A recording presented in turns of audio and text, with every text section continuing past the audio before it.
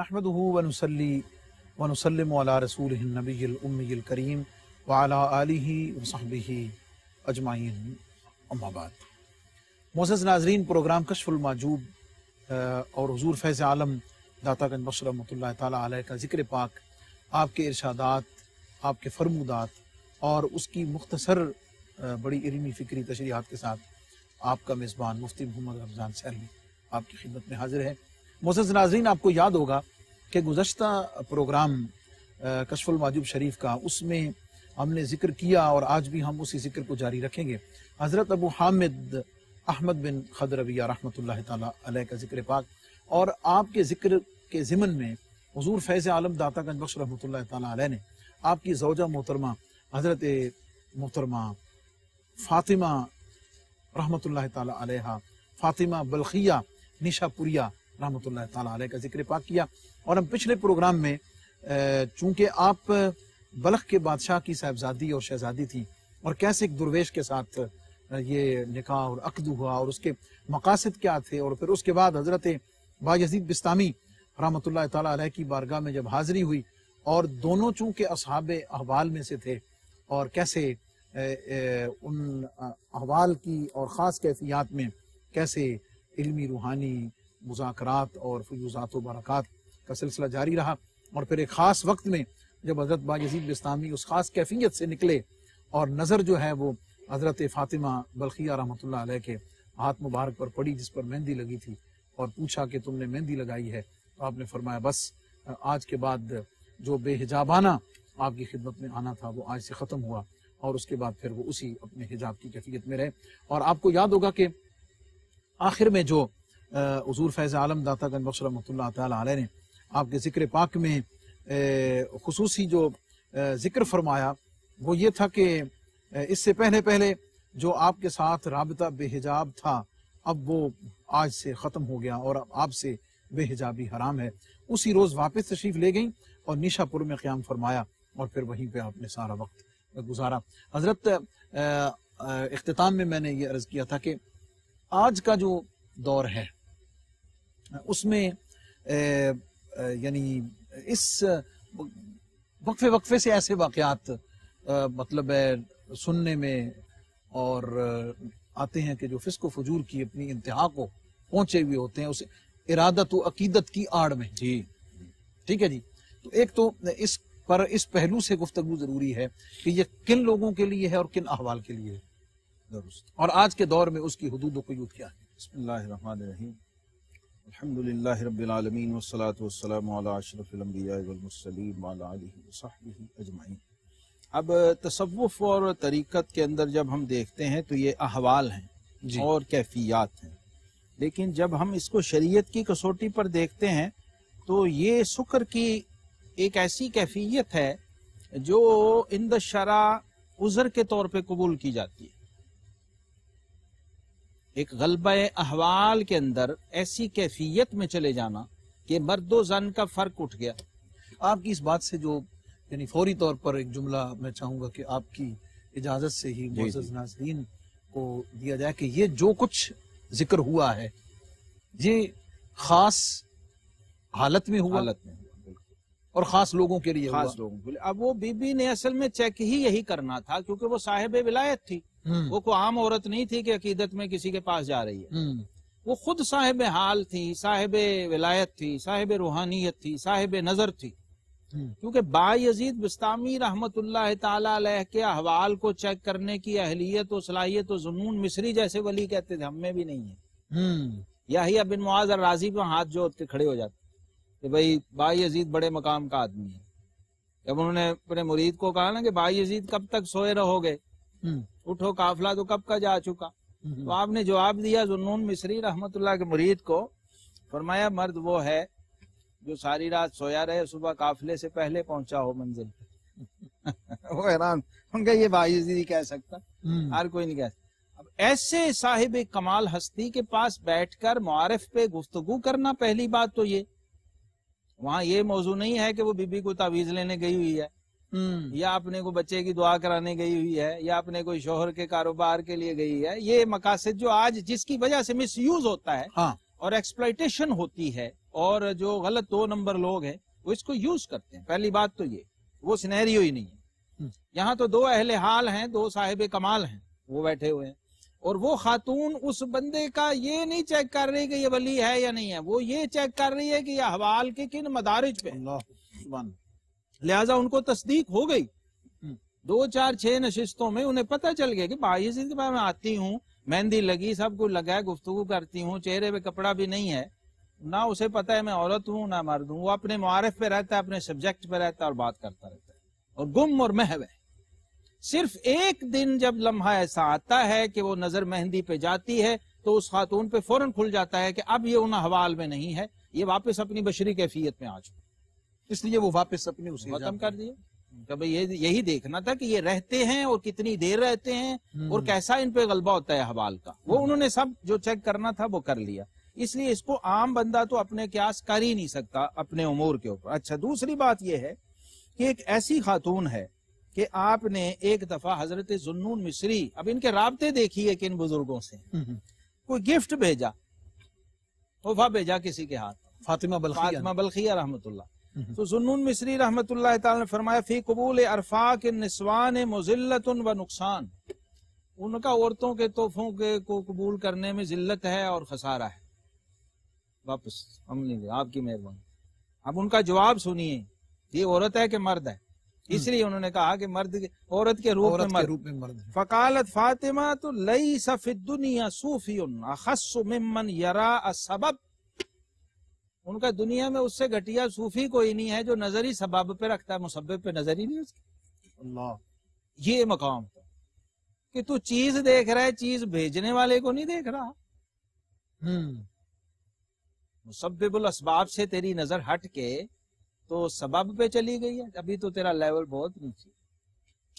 اب ان کے اس اداؤں میں بھی کچھ نہ کچھ چھپے ہوئے راز ہوتے تھے کہ دیکھتے ہیں آگے سے رسپانس کیا آتا ہے. وہ ولی جس مقام کا ہوگا, جس درجے کا ہوگا, اسی طرح کا ری ایکٹ کرے گا.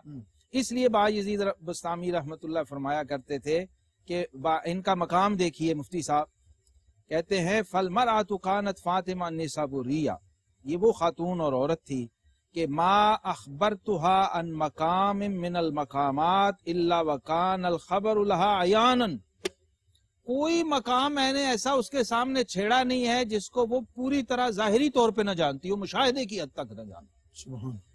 اس درجہ کمال پر پہنچی ہوئی خاتون تھی کہ اولیاء اللہ اور ذوالنون مصری جیسے لوگ کہا کرتے جی ہمیں کوئی نصیحت فرمائیے, اور کہتے ہیں کہ سب سے زیادہ ہمیں حیرت یہ ہوتی تھی کہ ان کا سارا کلام قرآن سے جڑا ہوتا, جو گفتگو بھی ان سے کی ہے انہوں نے آیت ہی پڑھی. اب ذوالنون مصری جیسے ولی کہہ رہے ہیں جی کوئی نصیحت, کوئی واز کریں, تو فرمایا سچائی جو ہے نا, سچ, اس کو لازم جانو. وجاہد نفسک فی افعالک و اقوالک, اور اپنے افعال اور اقوال میں اپنے نفس کے ساتھ جہاد کرو. کیوں؟ لأن اللہ تعالی قال فَإِذَا عَزَمَ الْأَمْرَ فَلَوْ صَدَقُ اللَّهَ لَكَانَ خَيْرَ اللَّهِ. سبحان, قرآن پاک کی آیت پڑھ دی کہ جب کسی کام کا یہ پختہ ارادہ کر دیں اور پھر یہ اللہ کے ساتھ سچائی کے ساتھ رہیں تو یہ ان کے لیے بہت بہتر ہوگا. یعنی صدق کو اور صدق احوال کو, صدق اقوال کو اور اپنے نفس کے ساتھ مجاہدے کو قرآن پاک سے جوڑ کے بیان کر رہی ہیں. اگر آپ اللہ تبارک و تعالیٰ کے اس فرمان کے تابع رہ کر زندگی گزاریں گے تو اللہ کی معیت اور اس کا ساتھ آپ کو نصیب رہے گا. اس لیے یہ حضرات اولیاء, بڑے بڑے کبار اجلہ اولیاء یہ کہا کرتے تھے کہ میں نے فاطمہ نیساپوریہ سے زیادہ عجیب و غریب ہستی نہیں دیکھی. کانت تتکلم فی فہم القرآن فی تعجیب منہا, یہ قرآن پاک پہ ایسا کلام کرتی تھی کہ سننے والے کو حیرت میں ڈال, چاہے سننے والا بایزید بستامی ہو, سننے والا ذوالنون مصری ہو, یحییٰ بن معاذ رازی ہو, یہ اس کو حیرت اور تعجب میں ڈال دیتی کہ ایک عورت ساتھ ہو کے قرآن پاک کے معارف کو اس طرح بیان کر رہی ہے. یہ اس خاتون کا مقام اور کمال تھا. اور کہتے ہیں سیدنا ذوالنون مصری کہتے ہیں ہی ولیۃ من اولیاء اللہ عز وجل وہی استاذی. بات ہو گئی نا, بات ہی میری استاد ہے جی, گل. سبحان اللہ, سبحان اللہ, سبحان اللہ. اور میں سمجھتا ہوں کہ اس ان پاک بی بی صاحبہ کے ذکر پاک ان کی عظمت کو سلام ان ہے. کی عظمتوں کو سلام. اور فاطمہ نام کی کیسی لاج لاج مطلب میں بالکل اسی طرف کے سبحان اللہ. وہ نام کی نسبت کی برکتیں ایسی سبحان حاصل اللہ. ہوئیں. سبحان اللہ.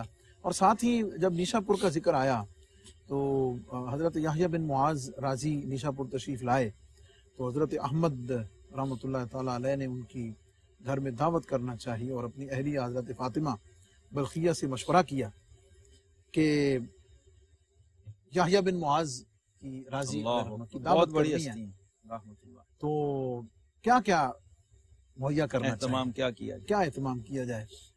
تو حضرت فاطمہ بلخیہ نے فرمایا کہ اتنی گائیں، اتنی بکریاں، اتنا سامان باقی چیزوں کا، اتنے چراغ اور اتنی قسم کے عطر وہ سارے بتائی. جی ہاں. وسیع انتظام، تمام لوازمات تمام بتا دی. لوازمات اس کے ساتھ. اور لگتا یوں ہے کہ وہ صرف یعنی ان کے صدقے سے سب ہی ظاہر ہے آ جائیں، اتنا جو اہتمام ہے. تو ساتھ فرمایا کہ 20 گدھے بھی، ان کا گوشت بھی چاہیے. ہائے ہائے.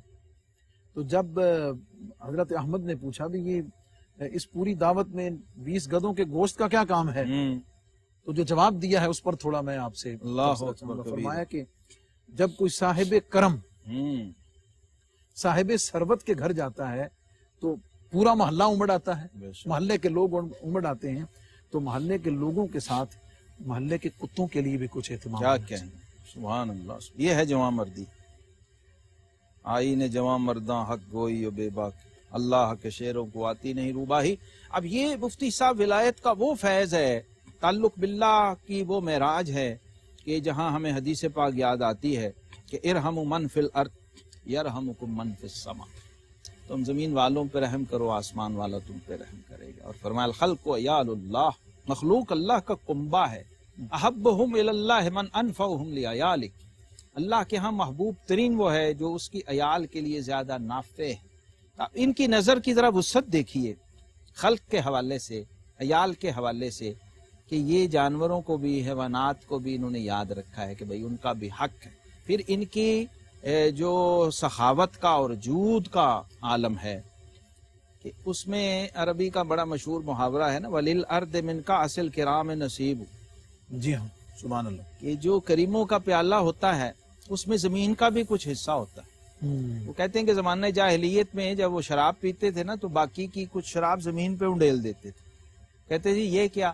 ان کا سخیوں کے پیالے میں زمین کا بھی حصہ ہوتا ہے. تو وہ بی بی نے بتایا کہ سخیوں کے دسترخوان پر جیسے انسانوں کا حصہ ہے ویسے حیوانوں کا. حضرت اس پہ مزید بات کریں گے. اور حضرت فاطمہ بلخیہ رحمۃ اللہ تعالیٰ علیہ کا ذکر پاک جو حضور فیض عالم نے ضمناً فرمایا ہے اس پر اختتامی جملوں پہ بات کریں گے، لیکن وقت ہوا ہے یہاں پر ایک مختصر سے وقفے کا. Stay with us. Welcome back معزز ناظرین، پروگرام کشف المحجوب، اور اصلاً ذکر ہے حضرت ابو حامد احمد بن خضرویہ رحمۃ اللہ تعالیٰ علیہ کا، اور ضمناً ذکر ہوا آپ کی زوجہ محترمہ، اپنے زمانے کی، اپنے وقت کی بہت بڑی ولیہ کاملہ، عارفہ، زاہدہ، اور حضرت سیدہ فاطمہ الزہراء سلام اللہ علیہا رضی اللہ تعالی عنہا، ان کے نام نامی کے اسم گرامی کی برکتوں کو سمیٹے ہوئے حضرت فاطمہ بلخیہ نیشا پوریہ رحمۃ اللہ تعالی علیہ کا. اور بریک پر جانے سے پہلے اس دعوت کا ذکر ہوا جو حضرت یحییٰ بن معاذ رازی رحمۃ اللہ تعالی علیہ کی دعوت کی حضرت فاطمہ بلخیہ رحمۃ اللہ علیہ نے، اور اس میں سخاوت کا جو پہلو، ظاہر ہے وقت کی شہزادی بھی تھی نا جی، شہزادی بھی تھی، تو اوپر سے روحانیت کی شہزادی نور علی نور، وہ دونوں اکٹھی تھی. تو اس کا مظہر یہ ہوا کہ اتنا وسیع اہتمام کرنے کے ساتھ، یعنی میں اس کو پڑھتے ہوئے بیان کرتے ہوئے سوچ رہا تھا کہ جس دعوت میں کتوں کے لیے 20 گدھوں کا گوشت کا اہتمام کیا گیا، انسانوں کے لیے اور اللہ کے بندوں کے لیے اور اولیاء اللہ کے لیے اور ان خاص لوگوں کے لیے کا اہتمام. حضرت بایزید بستامی رحمۃ اللہ تعالی علیہ نے آپ کی شان میں یہ فرمایا، حضور فیض عالم ارشاد فرماتے ہیں کہ من اراد ان ينظر الى رجل من الرجال مخبوء تحت لباس النسوان فلينظر الى فاطمہ. حضرت یہ ایک ایسا ارشاد ہے، سبحان اللہ سبحان اللہ، ایک ایسا ارشاد ہے کہ میں سمجھتا ہوں کہ حضرت بایزید بستامی کی طرف سے خراج عقیدت، اعلیٰ ترین خراج عقیدت ہے کہ ان مردان خدا کا ایک خاتون کو جوان مردی کا اور مردانگی کا ٹائٹل دینا یہ چھوٹی سی بات نہیں ہے. اور اگر ہم یہ کہہ دیں کہ حضرت ابو احمد خود بھی جمع مردوں کے سردار ہیں تو ان کی زوجیت کے لیے ایسی ہی بیوی ہونی چاہیے تھی، ایسی صاحب کمالی خاتون ان کے ساتھ نبھا سکتی تھی اور ان کی ہمسر اور ان کی اہلیہ ہونے کا اعزاز پا سکتی تھی، کہ جس نے بڑے بڑے مردانے. مجھے حضرت رابعہ بصریہ یاد آ گئی. کسی نے کہا جی آپ نے عورت ہو کے شادی نہیں کی، فرمایا قرآن تو مجھے مرد کہتا ہے. وہ حیران ہو گیا، تو مجھے عورت کہہ رہا ہے قرآن؟ کہ جی وہ کہاں؟ فرمایا رجال اللہ تلہیہم تجارت ولا بیع عن ذکر اللہ. اللہ نے تو مرد کہا ہی اسے ہے جسے 24 گھنٹے کی ایک گھڑی بھی یاد خدا سے غفلت میں نہ گزرے، مرد وہ ہے. فرمایا الحمدللہ اس فقیر کی، اس کیفیت اس ناچیز کی کوئی ایک گھڑی بھی ذکر الہی سے 24 گھنٹے میں خالی نہیں ہے. مرد تو قرآن وہ اس کو کہتا ہے. تو مردانگی کا صوفیہ کے ہاں معیار یہ ہے. جیسے حضرت سلطان باہو رحمۃ اللہ فرماتے ہیں نا، کہ فرماتے ہیں طالب الدنیا مؤنث و طالب العقبہ مخنث و طالب المولا مذکر. تو یہ وہ تصور ہے، تذکیر و تانیث کا جو تصور ان صوفیہ کے ہاں ہے، وہ اگر معلوم ہو تو پھر یہ ساری باتیں اور طرح سے مزہ دیتی. اور میں سمجھتا ہوں اس ارشاد میں تمام بہنوں بیٹوں کے لیے بہت بڑا میسج ہے، بہت بڑا اعزاز ہے. اور میں کہا کرتا ہوں کہ ولایت کا دروازہ مرد و زن دونوں کے لیے کھلا ہے، یکساں کھلا ہے. اور آپ کے لیے اس میں اگر ان بیبیوں کے حوال پڑھ لیں تو دیکھ لیجئے کہ ذوالنون مصری کہہ رہے ہیں مردوں کو بھی پیچھے چھوڑ گئی استاد. حضرت ابو حفص خلاد رحمۃ اللہ تعالی علیہ نے حضرت ابو حامد احمد خضرویہ رحمۃ اللہ علیہ ان کی شان میں جو ارشاد فرمایا اور حضور فیض عالم داتا گنج بخش رحمۃ اللہ علیہ نے ذکر کیا، بڑا ریلیونٹ ہے کہ لولا احمد ابن الخضرویہ ما ظہرت الفتوح. اللہ کیا بات. دیکھیے نا معاصرین کا اعتراف کہ جوان مردی کا لفظ اور اصطلاح سے تو ہم لوگ بطور صوفی واقف تھے، لیکن اس شخص کے کردار و عمل نے ہمیں بتایا کہ حقیقت میں جوان مردی کیا ہوتی. مفتی صاحب مثلا میں ایک مثال عرض کرتا ہوں. آپ نے ایک بندے سے 1 لاکھ روپیہ قرض لیا، حضرت احمد بن خضرویہ، ظاہر ہے وہ مالدار آدمی، اس نے دے تو دیا. کہنے لگا جی میں نے تو سنا تھا آپ لوگ تارک دنیا اور زہد فی دنیا والے لوگ ہیں، یہ 1 لاکھ آپ نے نہیں، اس نے دیا خود ہی، قرض دیا آپ کو، آپ نے اس سے مانگا مجھے 1 لاکھ قرض چاہیے، ان کا یہ لے دے کے پھر اس نے کہا کہ آپ نے کیا کرنا ہے 1 لاکھ روپے، آپ تو تارک دنیا فقیر لوگ ہیں، آپ تو کہتے ہیں ہمیں مال مول کچھ نہیں چاہیے، مجھے 1 لاکھ قرض لے لیا، بعد میں آپ ادا کیسے کریں؟ اس کو آپ نے کرنا کیا ہے؟ مجھے یہ نہیں سمجھ آیا. 1 لاکھ کا آپ کریں گے کیا؟ آپ نے فرمایا اس 1 لاکھ کا 1 لقمہ خریدوں گا، اللہ کے ایک بندے کے منہ میں ڈال دوں گا. وہ اور پریشان ہوں، یہ کیا بات ہوئی؟ 1 لاکھ کا 1 لقمہ. میں اللہ تعالیٰ کے نزدیک یہ کل دنیا اور جو کچھ اس میں ہے مکھی کے پر جتنی بھی نہیں. حدیث پاک سماعت. اب بتا مجھے کہ اس مکھی کے پر کے مقابلے میں تیرے اس 1 لاکھ کی کیا حیثیت ہے؟ سبحان. اس 1 لاکھ کے میں چند رقمیں خریدوں گا اور فقراء مساکین یتیموں کو کھلا دوں گا بس، لیکن اس پر اپنے رب سے اجر مانگنے کی جسارت و جرت کبھی نہیں کروں گا، کیونکہ وہ اتنی گھٹیا چیز ہے کہ جب ٹوٹل کل دنیا اللہ کے ہاں ایک مکھی کے پر جتنی نہیں، تو اس میں سے تیرا 1 لاکھ اس قابل ہے کہ اس پر سے میں اللہ سے اجر بھی مانگوں. یہ جوان مردی ہے. بڑی اپروچ ہے جناب مفتی صاحب. سبحان اللہ. حضور فیض عالم داتا گنج بخش رحمۃ اللہ تعالی علیہ نے اپنے خاص اسلوب مبارک میں القابات کا ذکر ہوا، چونکہ درمیان میں ذکر آیا آپ کی زوجہ محترمہ فاطمہ بلخیہ رحمۃ اللہ تعالی علیہ کا، اس لیے وہ ذکر آپ، اور پھر اسی حضرت ابو حامد احمد خضرویہ رحمۃ اللہ تعالی علیہ ان کے ذکر پر، جیسا ہم نے حضرت ابو حفص خلاد کے قول پر ذکر کیا، آپ کا اسلوب مبارک میں اب آپ چند اقوال ذکر فرمائیں گے حضرت ابو حامد احمد رحمۃ اللہ تعالی علیہ کے. اور حضور فیض عالم ارشاد فرماتے ہیں کہ آپ سے، یعنی حضرت ابو حامد احمد سے یہ روایت ہے کہ الطریق واضح والحق لائح والراعی قد اسمع فما المتحیر بعدها الا من الاعمى. اللہ.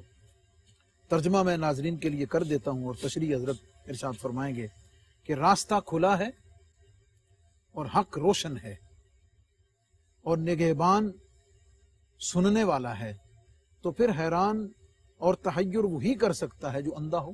بے شک. کیا خوبصورت بات ہے یہ. اب یہ ان لوگوں کو سب سے پہلا ایڈریس اس میں آپ نے کیا ہے جو کہتے ہیں جی کیا کریں, کدھر جائیں, کچھ ملتا نہیں, کچھ سمجھ نہیں آتی, جو نفس کے وسواس میں گرفتار ہوتے ہیں اور ہیلے بہانے تراش رہے ہوتے ہیں لوگ راہ حق پر گامزن ہونے سے.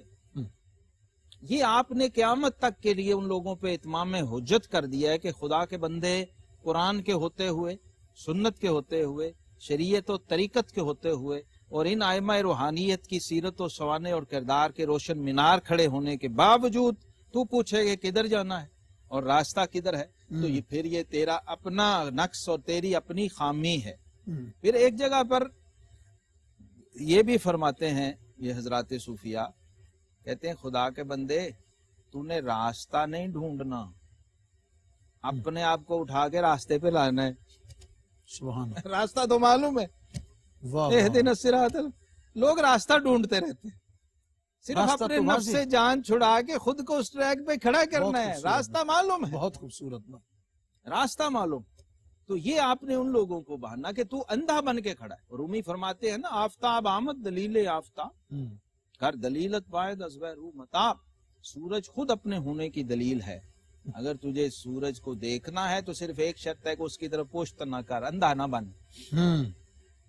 راستہ سامنے ہے تیرے اور تو اندھا بن کے کھڑا کہ جی میں ذرا راستہ دکھا دوں, تو اس کا مطلب یہ ہے کہ تو اس میں سچا نہیں, مخلص نہیں, سنسیئر نہیں, آنےسٹ نہیں اپنے ساتھ ہی, اور خود کو دھوکہ دے رہا ہے اور نفس و شیطان کے چنگل میں پھنسا ہوا. فیض عالم داتا راستہ بالکل کلیئر کٹ نے خود اس کی تشریح میں ایک بڑی نفیس بات کی ہے, اور میں چاہوں گا کہ اس پر وہ پہلے عرض کرتا ہوں پھر آپ اس پر گفتگو فرمائیں. آپ فرماتے ہیں کہ راستہ ڈھونڈنا غلطی ہے, جیسے راستہ ڈھونڈنا غلطی ہے اس لیے کہ راہ حق تو مثل آفتاب کے تابع ہے. بے شک. بلکہ انسان اپنے آپ کو ڈھونڈے کہ وہ خود کہاں ہے. اللہ اکبر. یہ اپنے آپ کو تلاش کام کرے, کرنے کا یہ ہے. اور جب اپنے آپ کو پالے گا تو راستے پر آ ہی جائے گا, کیونکہ حق اس سے زیادہ اظہر ہے بالکل کہ طالب اس کو طلب کرے. سبحان اللہ. سبحان. کتنی خوبصورت بات ہے, کتنی واضح بات ہے کہ اب آپ کے کرنے کا کام کیا ہے, صرف اہدنا الصراط المستقیم. مفتی صاحب یہ جب پڑھتے ہیں ہم سورہ فاتحہ میں, امام نصفی رحمہ اللہ نے اس کا جو ترجمہ کیا ہے سبحان اللہ, وہ فرماتے ہیں اے ثبتنا علی صراط. بندہ مسجد میں باوضو ہاتھ باندھ کے اللہ کی بارگاہ میں حالت نماز میں کھڑا ہے, ابھی بھی صراط مستقیم ڈھونڈ رہا ہے. مجھے دکھا دے, سوچنے کی بات ہے. مجھے دکھا دے, مجھے چلا دے یا مجھے ٹکا دے. دکھا بھی دیا ہے, چلا بھی دیا ہے, اب تو وہاں کھڑا ہے. اب کیا کہنا ہے کہ مولا پہنچ تو گیا ہوں, بس پہ استقامت عطا, ثابت قدمی عطا. حضور داتا صاحب رحمۃ اللہ تعالی اس طرف اشارہ فرما رہے ہیں کہ قرآن و سنت کے آ جانے کے بعد اور ان ائمہ کے طرز عمل کے بعد اب آپ کے پاس کوئی چوائس نہیں ہے کہ اس رستے کو چھوڑ کے آپ کوئی نیا راستہ بنانے کی کوشش کریں, یا آپ یہ عذر پیش کریں کہ جی میرے راستہ ہی میں کون سے راستے پہ چلوں. یہ کوئی بہانہ نہیں ہے اور یہ نہیں چلے گا. یہ آپ کی اپنی جہالت ہو سکتی ہے, آپ کا اپنا اندھا پن اور آما پن ہو سکتا ہے, لیکن یہ عذر نہیں بن سکتا, کیونکہ وہ کہتے ہیں نا ignorance of law جی ہاں is not excuse. انسان اپنے آپ کو ڈھونڈے, یہ حضور فیض عالم نے اس کی یہ ہے خوبصورت. اپنے آپ کو ڈھونڈنے سے یعنی من عرف نفسہ فقد عرف اس طرف اشارہ ہے. خود کو شناخت کیجئے, پہچانیے, اور آئینے کے سامنے جائیے. المؤمن مرآۃ المؤمن. جی, مومن خود کو ڈھونڈنا. اور کئی طریقے ہیں اس کے, کئی راستے ہیں. اس میں سے ایک آسان ترین یہ ہے کہ کسی ایسے شفاف شیشے کے سامنے چلے جائیے جس میں اپنا آپ کو واضح نظر آئے, یعنی اپنا باطن نظر آئے. مفتی صاحب ظاہری شیشہ ہوتا ہے نا, وہ ہمیں ہمارا چہرہ دکھاتا ہے جی, اور جو اہل حال کا آئینہ ہوتا ہے وہ ہمیں ہمارا باطن دکھاتا ہے. جب حضرت علی حجویری رحمۃ اللہ علیہ ابو الفضل الختلی کے پاس جا رہے ہیں تو اسی لیے جا رہے ہیں کہ ان کے آئینہ باطن میں اپنے آپ کو جھانک کر دیکھ لیں. یہ ہمیں میسج دے رہے ہیں. یہ بزرگ بار بار کوئی نیشا پور جا رہا ہے, کوئی خراسان جا رہا ہے, کوئی بستام جا رہا ہے. اس کا کیا مطلب ہے؟ مطلب یہ ہے کہ ہم اپنے آپ کو ذرا اپنی اوتھینٹسٹی چیک کر لیں ان کے آئینے اور حوال میں, کہ ہم بھی کسی کھاتے میں ہیں کہ نہیں ہیں, صحیح ٹریک پہ بھی ہیں کہ نہیں ہیں, وہ صراط الذین انعمت علیہم والے راستے پہ آگے ہیں کہ. اصل کام یہ, میں آج ایک بات عجیب کہنے لگا ہوں آپ کا کام ہے صرف ٹریک پہ آ جانا بس، کیونکہ حافظ شیرازی کہتے ہیں بر صراط مستقیم ہے دل کسے گمراہ نے سے، جو شخص صراط مستقیم پہ ایک بار آ گیا نا، گر سکتا ہے، ٹھوکر کھا سکتا ہے، حادثہ ہو سکتا ہے، گمراہ نہیں ہو سکتا۔ بہت، لیکن آئے تو صحیح۔ آئے آپ کا کام صرف اتنا ہے کہ آپ صحیح ٹریک پہ آ کے چڑھ جائیں، یہی یہ بزرگ فرما رہے ہیں، اور اللہ کا وعدہ ہے والذین جاہدوا فینا لنہدینہم سبلنا، اور ان بزرگوں کے، بلکہ حضرت شرف الدین یحییٰ جو ہیں منیری رحمت اللہ تعالی علیہ، تو اتنی مزے کی بات کی ہے، وہ کہتے ہیں یار جھوٹ موٹ بھی آگے پڑ جا پھر بھی کچھ مل جائے، واہ واہ، پڑ جا صحیح، آ جا چڑھ جا اس ٹریک پہ، صراط مستقیم پہ آ جا، خالی نہیں جائے گا۔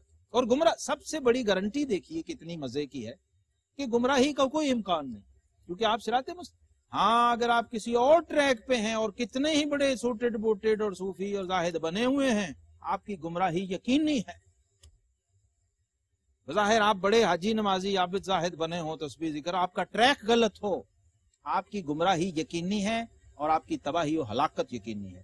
اور یہاں سب سے بڑا کمال حضرت بایزید بستامی فرماتے ہیں جب پرواز کر، دائرہ شریعت کے اندر پرواز کر، اگر گر بھی گیا تو دوبارہ اڑ جائے گا، اٹھ جائے گا، اٹھ جائے گا۔ لیکن اگر دائرے سے باہر گر گیا دوبارہ پرواز کا موقع نہیں۔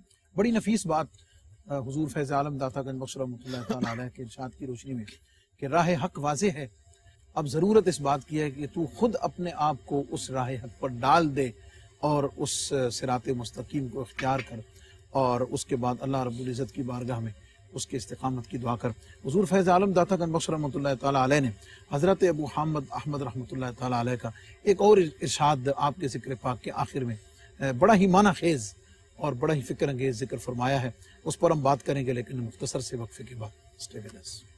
ویلکم بیک معزز ناظرین، پروگرام کشف المحجوب 11واں باب اور ذکر حضرات ائمہ تبع تابعین رضوان اللہ تعالی علیہم اجمعین کا، اور ذکر کیا گیا حضرت ابو حامد احمد خضرویہ رحمۃ اللہ تعالی علیہ کا۔ آپ کی زوجہ محترمہ کے ذکر کے بعد حضور فیض عالم داتا گنج بخش رحمۃ اللہ علیہ نے آپ کے ارشادات پر گفتگو فرمائی۔ دو ارشاد آپ نے سن لی، یہ دو باقی ہیں۔ ایک ارشاد آپ سے یعنی حضرت ابو حامد احمد رحمۃ اللہ تعالی علیہ سے مروی ہے، استر عز فقرے کا، اللہ کہ فقیری کے منصب جلیل کو پوشیدہ رکھ۔ اللہ حضرت کیا کہیں گے؟ یعنی یہ تو یعنی جب تک پتہ نہ چلے، یعنی شور نہ مچے، جب تک دائیں بائیں مطلب ہے وہ ہمارے جو ہم دیکھتے ہیں مفتی صاحب، یہی تو فرق ہے۔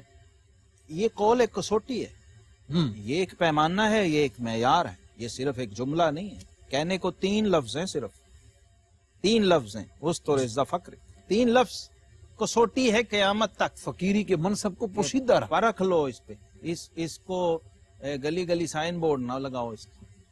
اچھا، اب عز فقر کا ہے، عز فقر، صرف فقر نہیں کہا۔ جی جی، اب عز فقر کا مطلب یہ ہے کہ اب تک کا جو تیرا حاصل ہے، اب تک جو کچھ کمایا ہے اسے بچا لے۔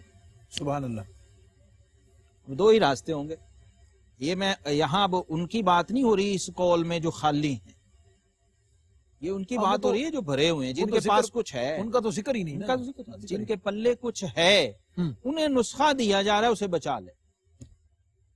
اسے بچانا کیسے ہے کہ اس کے اظہار میں کسی قسم کی ریا نہ آ جائے، دکھاوا نہ آ جائے، بناوٹ نہ آ جائے، اور اس کو کسی اس طرح سے اس کی پریزنٹیشن نہ چلی جائے جس کا فائدہ نفس و شیطان اٹھا لے، کچھ ایسا غلط اظہار نہ ہو جائے ظاہری اور باطنی دونوں طرح سے، انفرادی اور اجتماعی دونوں سطح پہ، کہ اس اظہار کے اندر وہ عزت جاتی رہے، وہ فقر کا جو حاصل ہے، اپنے اندر کی جو ایک عزت نفس ہوتی ہے نا، جو ایک عزت روح ہوتی ہے، وہ نہ جاتی رہے۔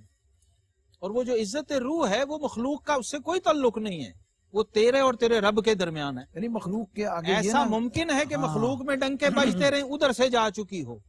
جی، یہ لکھا ہے صاحب کشف المحجوب نے کہ ایک شخص کی شہرت کا ڈنکا مشرق سے مغرب تک بج رہا ہوتا ہے، حضور داتا صاحب نے لکھا ہے، لیکن اللہ کی نظر میں اس کی حیثیت ایک مکھی کے پر جتنی ہے۔ اللہ، یعنی لوگوں کے آگے یہ نہ کہتا پھر کہ میں درویش ہوں، ہاں، یہ نہ کہتا پھر کہ میں درویش ہوں تاکہ تیرا راز نہ کھل جائے، اس لیے کہ یہ اللہ تعالیٰ کی طرف سے بڑی، کیونکہ جن کا ذکر ہو رہا ہے ذرا ان کا حال تو دیکھ لیجئے کہ بڑے بڑے اہل کمال، اہل حال ان کی عظمت کو مان رہے ہیں، وہ سپاہیوں والی وردی پہن کے صرف اس لیے پھر رہے ہیں کہ لوگ کہیں یار سپاہی جا رہا ہے، پولیس والا جا رہا ہے۔ اللہ حضرت آج تو بری نظر سے دیکھ، مطلب آج تو کرائے کے لوگ رکھے ہوئے ہیں کرامتیں سنانے کے لیے، بتانے کے لیے، پورا ماحول۔ مفتی صاحب میں نے پیمانہ کیوں کہا ہے؟ آج جو لوگ میرے سامعین، دوست، ناظرین پوچھتے ہیں نا مجھ سے غلط صحیح فلاں ڈنگ، تو میں کہتا ہوں کشف المحجوب کسوٹی ہے، قیامت تک مرشد ہے۔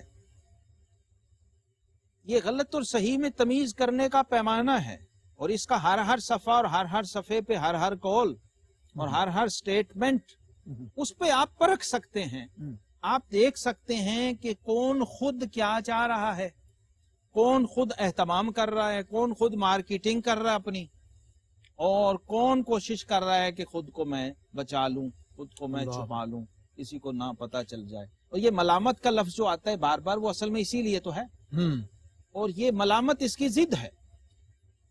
ملامت کی ضد مفتی صاحب پتہ کیا ہے؟ شہرت۔ جی، صرف اس شہرت سے بچنے کے لیے ان لوگوں نے ملامت کا لبادہ بھی اوڑھنے سے گریز نہیں کیا کہ بس ٹھیک ہے، ہمیں وہ نہ جو ہمارا معاملہ ہے اللہ اس سے ہمیں بچا لے، اللہ سے جو معاملہ کوئی برا سمجھتا ہے تو سمجھ لے، کوئی بات نہیں، اللہ کی بارگاہ میں جو۔ اور اس عزت کو بچانے کے حوالے سے آپ سے ہی حضور فیض عالم داتا گنج بخش رحمۃ اللہ تعالیٰ علیہ نے ایک واقعہ اور ارشاد فرمایا کہ ایک درویش نے رمضان المبارک میں ایک امیر شخص کی دعوت کی اور اس کے گھر میں ایک روٹی کے سوا کچھ نہیں تھا۔ جب وہ دولت مند واپس جانے لگا تو اس نے ایک سنہری تھیلی سکوں سے بھری اس کی خدمت میں بھیج دی۔ اس درویش نے وہ تھیلی واپس کر دی، اور وہ ارشاد جو یعنی اس کی وضاحت کے لیے ہے، اور کہلا بھیجا کہ یہ تھیلی اسے دے جو اپنا راز تیرے جیسے کے آگے ظاہر کرنا چاہے۔ اب یہ کیا ہے؟ فقیری میں بھی وہ اللہ والے تھے، غیور اتنے کہ منعم کو گدا کے ڈر سے بخشش کا نہ تھا یارا۔ بڑے بڑے امیر، وزیر اور دنیا دار وہ ان کے آگے لرز رہے ہوتے تھے کہ یار یہ کسی طرح قبول کر لیں، رد نہ کر دیں کہیں، اور وہ اٹھا کے کہتے تھے نہیں چاہیے۔ وہ کیوں؟ کہ میں نے تیری دعوت اپنے حساب سے کی تھی، کر دی، اس لیے نہیں کی تھی۔ اچھا، یہ اس کا ایک پس منظر ہے۔ جی ہاں، میں چاہوں گا کہ اس پر آپ ضرور بات فرمائیں۔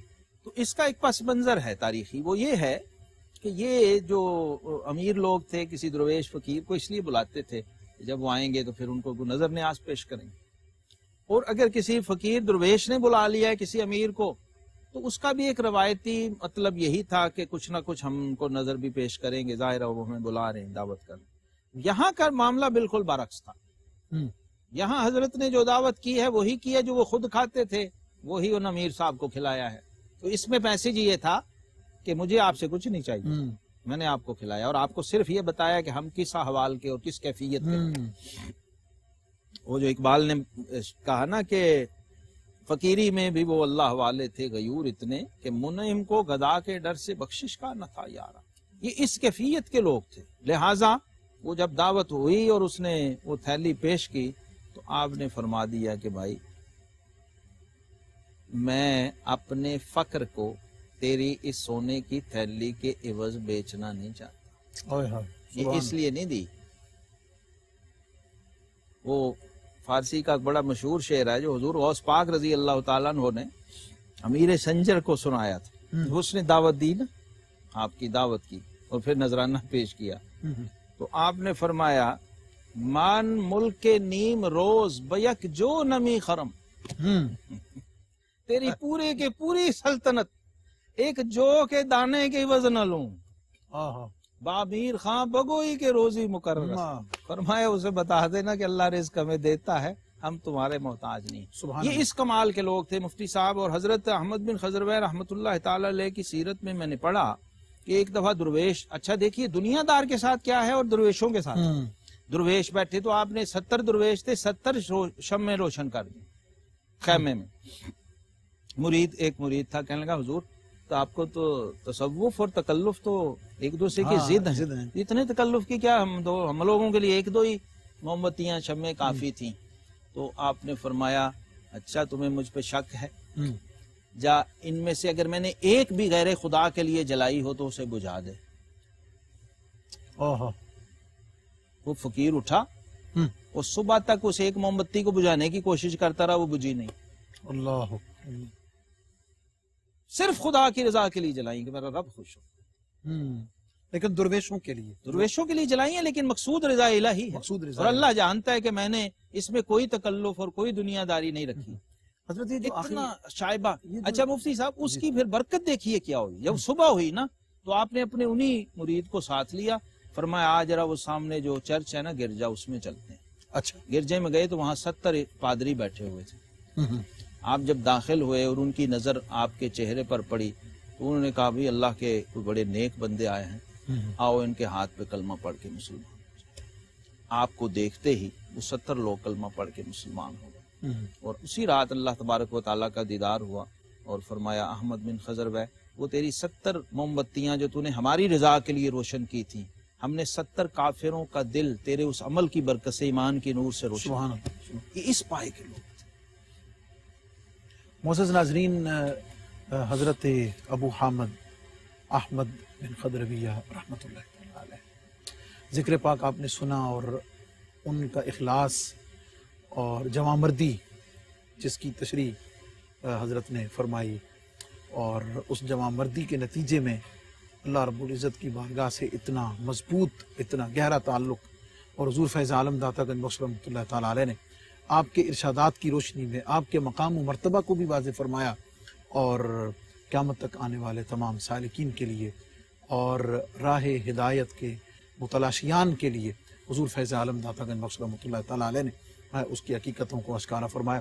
حضرت آپ کا بہت بہت شکریہ، اور جس محبت کے ساتھ اور جس جامعیت کے ساتھ شخصیات کا ذکر ہوتا ہے، اگرچہ کئی پہلو اس میں مزید وضاحت طلب ہوتے ہیں، تشنا رہ جاتے ہیں، لیکن چونکہ فوکس جو ہے وہ کشف المحجوب شریف کے مندرجات اور حضور فیض عالم داتا گنج بخش رحمۃ اللہ تعالیٰ علیہ کے ارشادات ہوتے ہیں۔ معزز ناظرین، اگلے پروگرام میں ایک نئی شخصیت کے ذکر کے ساتھ آپ کی خدمت میں حاضر ہوں گے۔ اپنا اپنوں کا دائیں بائیں سب کا بہت خیال رکھیں، اس میں ہم سب کی بہت بھلائی ہے۔ السلام علیکم ورحمۃ اللہ تعالیٰ وبرکاتہ۔